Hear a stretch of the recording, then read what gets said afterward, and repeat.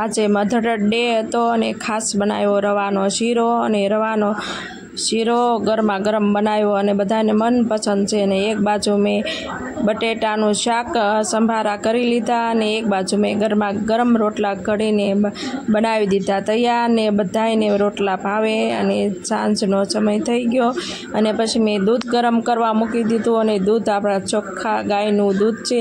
અને એક બાજુ મેં તવી લઈને ઘી ગરમ કરી નાખ્યું અને એમાં રવો નાખી દીધો, અને રવો સરસ મજાનો હલાવીને થઈ ગયો મિશ્રણ તૈયાર. અને ધીમે ધીમે મેં ઘીમાં શેકી નાખ્યો અને લાલ થઈ ગયો, એટલે મેં ધીમો ગેસ કરીને સરસ મજાના ડ્રાયફ્રૂટ લઈ લીધા અને તેના કટકા કરવા મેં મૂકી દીધા, અને કટકા મેં કરી નાખ્યા. એક બાજુ આપણે રવો ગરમ થાય અને તૈયાર થઈ જાય ગયા, અને લાલ લાલ રવો થઈ જાય એટલે આપણે એમાં નાખી દઈશું ગરમ કરેલું દૂધ. આપણે પહેલાં ગરમ કર્યું હતું એ દૂધ, અને આપણે રવામાં નાખી દેવી એટલે સરસ મજાનું ફૂલીને થઈ ગયો રવો. અને ગરમા ગરમ અને દૂધ અને રવો મિશ્રણ થઈ જાય એટલે આપણે રવો થઈ ગયો તૈયાર, અને એમાં નાખી દીધી આપણે મોરસ. અને મોરસ ને રવાનો શેરો તૈયાર થઈ ગયો, અને મિશ્રણ થઈ જાય એટલે આપણે સરસ મજાની મીઠાશ આવી જાય.